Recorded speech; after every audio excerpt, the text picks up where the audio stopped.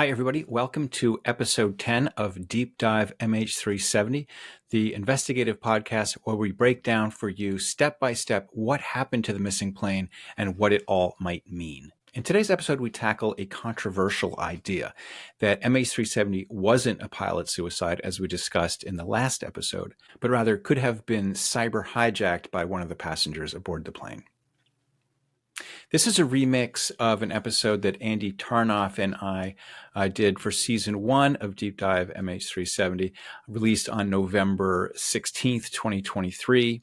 In season 2, Finding MH370, I continue the investigation with a focus on what we can do to finally solve the case.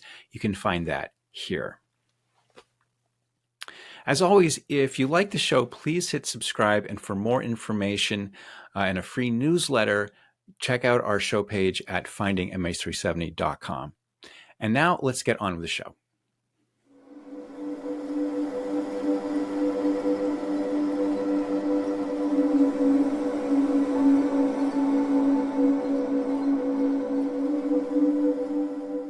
What we're going to be talking about today is something that is considered very controversial, even makes some people angry. So I want to really emphasize we're talking about an interpretation of events. We're not claiming that this is necessarily true, but it's a possibility that we're gonna talk about. And so people just have to listen along and judge for yourself. There are aspects of this case that are very mysterious, and we're gonna have to just talk about them. The reason we're calling this episode The Vulnerability is because we're asking ourselves if there was a vulnerability that could have been exploited to answer some of these previously unexplainable questions. When nothing else seems to make sense, you look at something else. Back in episode 7, we talked about how BFO data worked. It showed that the plane went south, but you made an apology, but something didn't sit right with you. I initially, of course, had gone out on a limb and said, it seems to me like the plane went north. And that turned out to be wrong. The BFO data unequivocally said that the plane went south. Okay, the math is a little bit complicated. I think we walked listeners through it on an earlier episode. But once you understand how the math works, it's very unequivocal. The plane, in order to have created the data that it sent back to Inmarsat, it must have been traveling to the south. And so once I realized that, I said, okay, this is what it means. I was wrong to think that it went south. But as the story continued to unfold, strange revelations occurred, which taken together raised new questions. Now, once again, with the touchstone that I'll keep coming back to with MH370 is that this is a deeply strange case. Again and again, things happen that it's very difficult to explain, and that either were a result of an incredible coincidence or string of coincidences, or someone or something did something very odd, very unusual. Now, remember, this is the case that nothing like this has ever happened before. I mean, it's all weird, right? It's all mysterious, but the fact that the SDU had been turned off and then turned back on again, that is something that investigators believe, like that one is not so much in question, insofar as nothing is not in question, but short of UFOs. But that is the thing that is super duper weird. We didn't find out about it until a couple months after the plane disappeared, when the authorities released a report that mentioned that the only really plausible way to explain the pattern of signals that had been received was that somebody had powered it off somehow. This box had been powered down and then powered back up again. It remains highly contentious to this day, highly contentious, as to how this could have happened, whether it's something that a pilot would do or that very few pilots would know how to do or be motivated to do. There's something really weird about this. But you talk to pilots, and a lot of pilots cannot really explain how this happens. Okay, let's talk about a bunch of things happening, which together made me wonder if there was something else very different happening about this case. Number one, the SDU getting rebooted. So first of all, your former colleagues in the independent group, they said there's a simple answer to this. They said that they wanted to make sure that nobody from the cabin or the passengers could use the sat phone to call for help. But and that would have done the trick, right? But that's not the only way, and that's not the easy way. That's not like the way you turn off the phones. Well, people have come up with various explanations for why somebody might have wanted to reboot the SDU, and I think we talked about this in an earlier episode. One of them is that somebody wanted to save power from the engine, so turned off the entire electrical system. Another more recently mooted idea was that somebody wanted to prevent someone from using the satcom. That there's a handset in the cabin, and so they turned off half the electrical system in order to prevent that from happening. But there's simpler ways to disable the okay, the phone but system. nonetheless, So that was the first thing that you're like, that's a weird thing. when that information was released, it told us that we had made a wrong assumption, because everybody had assumed that this system had just inadvertently been left on.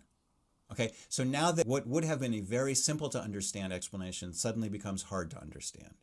This is another case of MH370 upsetting expectations and violating expectations. Okay, but that wasn't the only thing. Then some other things happened as well that seemed odd. One was a revelation that it turns out that in a 777, you can that all of the electronics that run the airplane, that run the flight controls, that run the communications, everything is inside a compartment that is accessible from the cabin. All right, so you can pull back a carpet, and go down into this thing. At the time of MH370's flight, one could literally go into the first class passenger section, pull up a piece of carpet, and crawl down into the belly of the plane.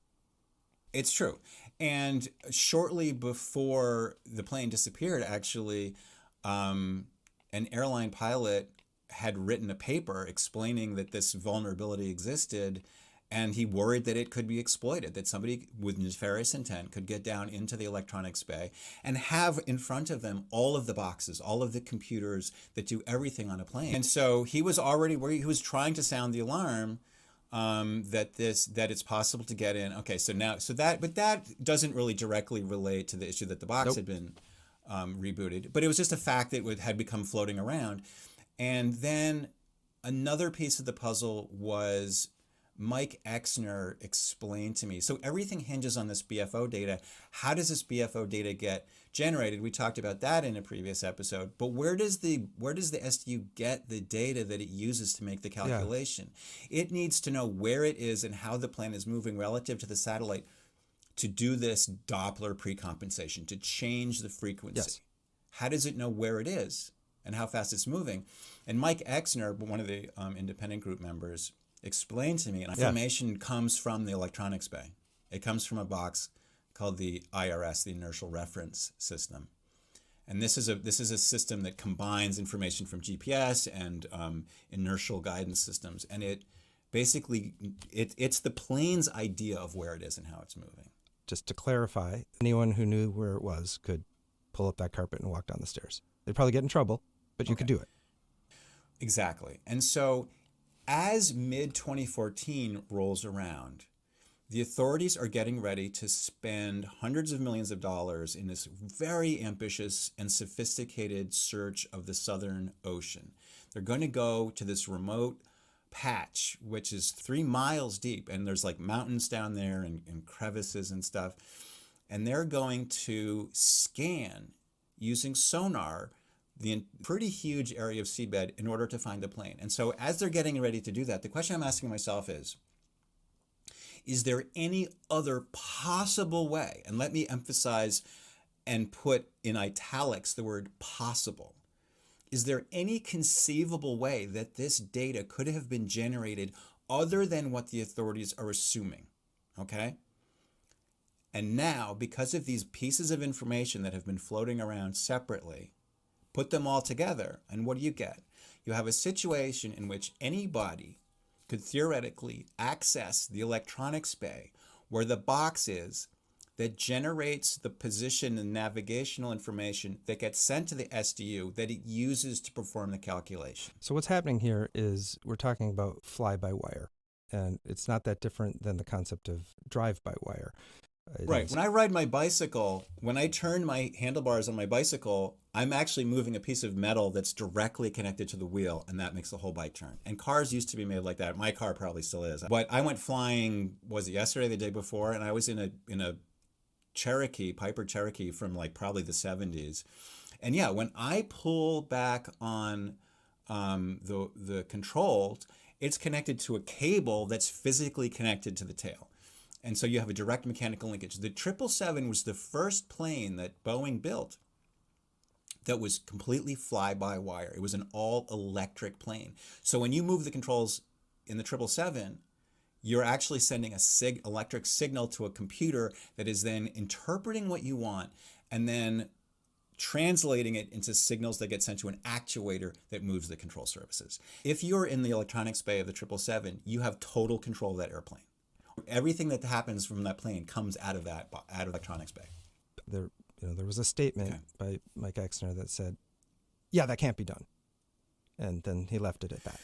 So, the gist of what we're saying in episode 10 right now is that there appears to have been a vulnerability or a backdoor, depending on what you want to call it.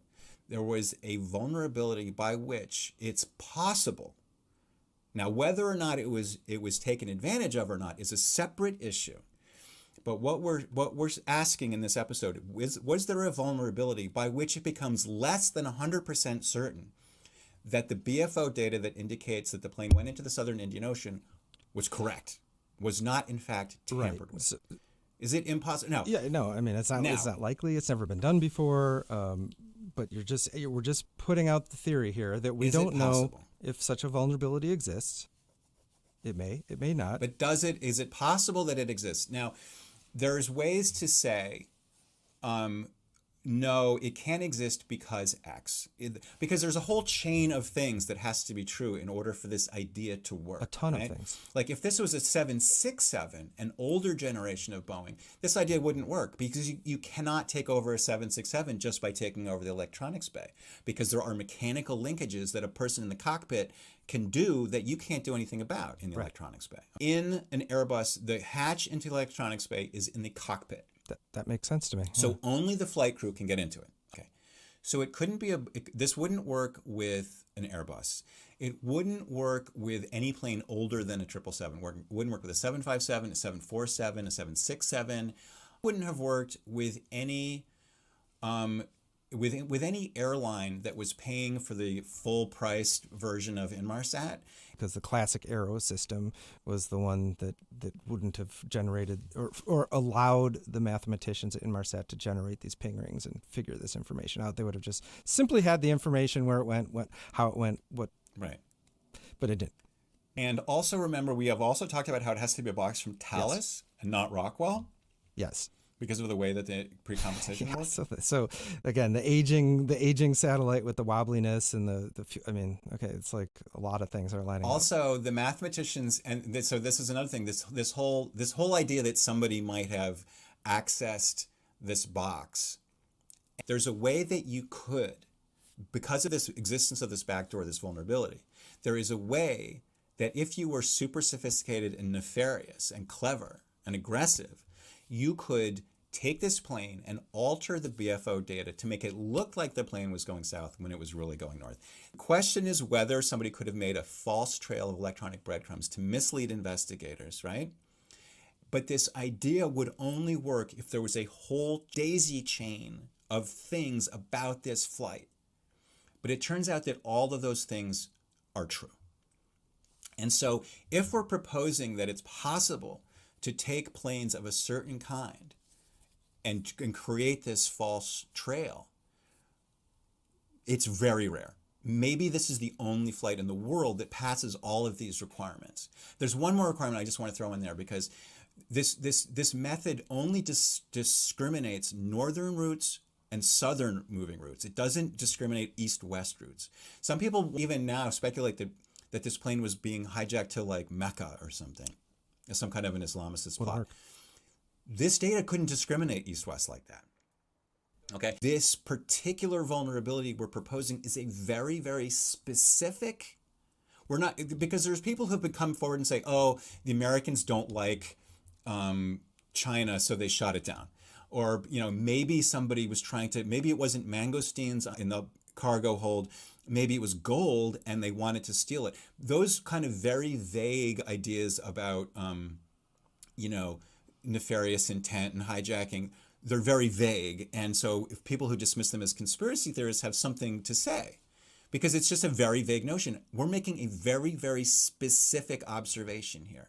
And we're not saying it necessarily happened, but we're saying it appears that this whole chain of seeming coincidences add up to a particular vulnerability that only this plane had, and that it could have allowed someone to do this thing that we're proposing that makes people mad. All right, Jeff, I am not even going to let us go there yet, because now you're starting to talk about things that we haven't even introduced to the audience yet. And I don't think we're at the spot yet where we talk about the likelihood of this until we talk about the theory and concept of hacking. And this is where I'm going to nerd out just a little bit. And we may devote an entire episode to this, but I want to talk a little bit about what this means, how people are familiar with it, what people think is preposterous, and things that have actually happened that people think are preposterous, and what's possible and what isn't. Because if you don't buy into or accept that stuff, then what you're talking about right now is unfathomable. Yet hacking is not a new concept. It's been happening for a long time. I did a little bit of research on this. In World War II, we had the Enigma machine. That is definitely not the kind of hacking that we're talking about, but I mean, it changed the course of World War II. But it's a kind of hacking in the same sense that, like, somebody figured out how a system worked so that they could subvert it. Exactly. So there are a bunch of other examples, high-tech, low-tech ones. There's the Fancy Bear DNC hack in the Clinton, the Trump race. Right. Some of this stuff is as simple as phishing or brute force, all sorts of stuff. And I'm wondering if you remember in 2015, the San Bernardino workplace shooting. Remember that happening? Right. I do. So that was a guy whose name was Saeed Rizwan, and I think he killed 14 people, and the FBI wanted his iPhone. And the FBI wanted to see what was going on, and his phone was locked. But Apple said very, very loudly and clearly that their phones were unhackable. And the FBI said, tough, right. Do it anyway. This is the modern equivalent of the Enigma machine. Yeah, like state of the art, most modern encryption. Apple said not only can it not be hacked by you, it can't be hacked by us. So, they're trying to get this court order, the FBI is, and Apple's pushing back as they do. That's their line. All phones can be hacked except for the iPhone. Well, so the FBI goes to this Australian company called Azimuth Security, and they say, hack it for us. And they get two guys for $900,000, and they find this exploit through the Mozilla browser, and using the Lightning port on the iPhone, they basically apply two more exploits, and then they have control over the phone, and they crack it. Which was believed impossible. It was believed impossible. FBI says, okay, good, we've got what we need, thanks. Because it's so lucrative. If you can find an exploit, if people will pay you good money to do the impossible. Yeah. Basically. So they called it Condor, and it's. They called the exploit. Yeah. Condor? And there are all sorts of different kinds Operation of Condor. There are all sorts of different kinds of hacking things. This one I would consider a 0-day exploit, which basically means getting into software or hardware before the developers realize that it's hackable.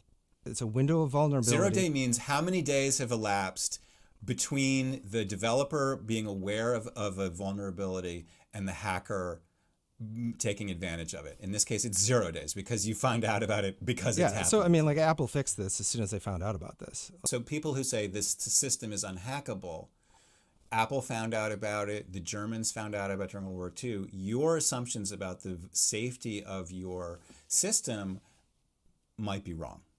Your opponents might be more clever than you, or might be more resourceful than you think. There are white hat hackers. Those are like the good guys who look around for exploits, and then they find them, and then they tell the good guys. And then there are black hat ones. We know about. We know Russia's totally into this. So it's whether you believe in election interference in the United States or not, the Russians have an interest in this kind of stuff, and so does the United States. They have a cyber weapon. It was a worm, and it may still be in service basically, but it was a joint developed, and they've like kind of admitted it, and they kind of haven't. But it took these Iranian nuclear facilities offline. Like there's all sorts of different kind of hacking things out there, and I just find it really naive for anyone to say, sorry, it can't be done. Well, and also remember, too, I think it's important to realize that not all hacking involves computer systems.